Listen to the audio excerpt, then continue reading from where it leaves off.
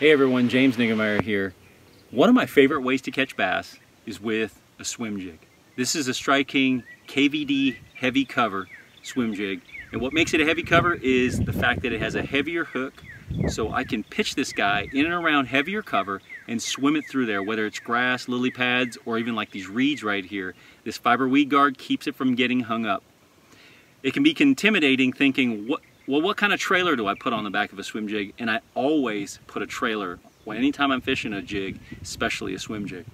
So I'm going to give you my top 3 trailers when it comes to fishing a swim jig.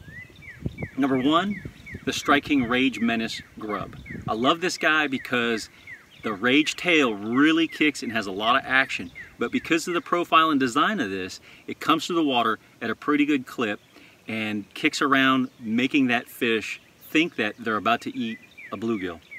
But there's sometimes when they really like a crawfish type appearance, and the Rage Craw really kicks and moves a lot of water, and it has more of an aggressive stance, and really it draws a lot of attention as it's moving through the water. And so sometimes they want something that's really got a lot of appearance and a lot of action, and that's when I reach for the Rage Craw. And then there's times when they want something that's a little bit more finesse, or maybe a minnow type profile, a slender type profile, and that's when I reach for a Strike King Swimmin' Caffeine Shad. That's out of their KVD Perfect Plastics line. That little boot tail is just kicking behind it, makes it look like a minnow coming through the water, or something that has kind of a more subdued look, and sometimes that is what they want. So anytime I'm fishing a swim jig, I want to take some things into consideration, and I want to try different baits as I'm fishing the swim jig. So those are my top 3 swim jig trailers anytime I'm fishing a Strike King KVD Heavy cover swim jig.